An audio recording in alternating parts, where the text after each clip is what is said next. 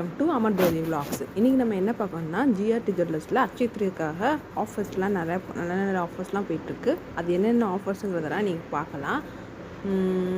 Gold காயினுக்கு வந்து no wastage, no making charge அப்படிங்கிற ஆஃபர் கொடுத்துருக்காங்க.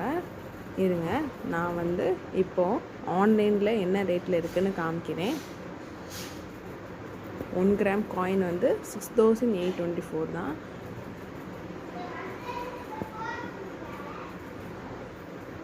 ஜிஎஸ்டி 199, அது ப்ளஸ் கோல்டோட ரேட்டு 6625 மட்டும்தான்